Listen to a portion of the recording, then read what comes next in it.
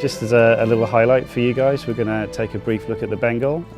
It's the first ship that Chris revealed for Squadron 42. It's a big beast. We've done extensive work on the hangar and the exterior. To give you an idea of the scale of the Bengal, you can fit an Idris inside of the Bengal's hangar, pretty much. You can't quite fly it in, but it's pretty close. So it's a huge undertaking. It requires a lot of investigation into different lighting techniques, different construction techniques, different meshing techniques.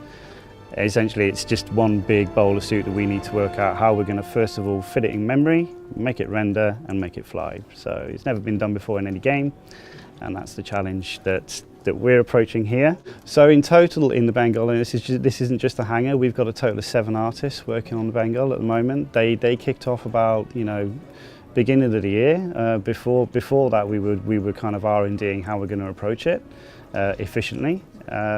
We've got Jay, who's been heading up the hangar process for us. We've got Ian, who's been working with Jay, and we've got Robin as well, who's looking at the bridge.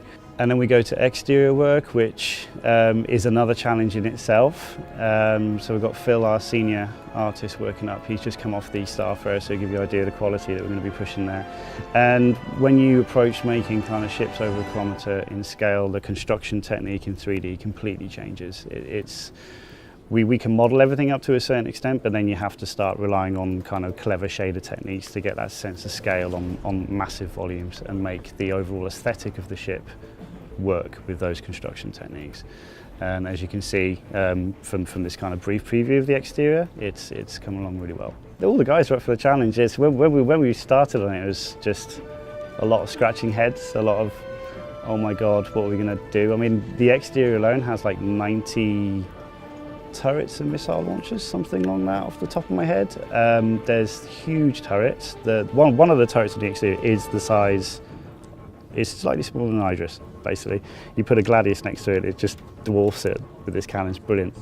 But then we've got all the other kind of components on the exterior, which add up to a significant amount of data to push around at one time. So you have to be very kind of careful how you construct that. When you start to see other ships within the environment and characters walking around in that environment, you get a full sense of scale.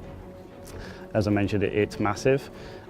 This comes with its own set of challenges for kind of how much kind of geometry we can render.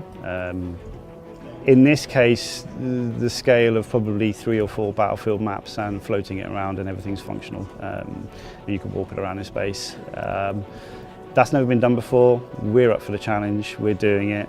It is a challenge. Nothing in life is easy in this industry, but I'm fairly confident we're about sort of 70% of the way there now. Once all that kind of underlying tech comes on board, it will work.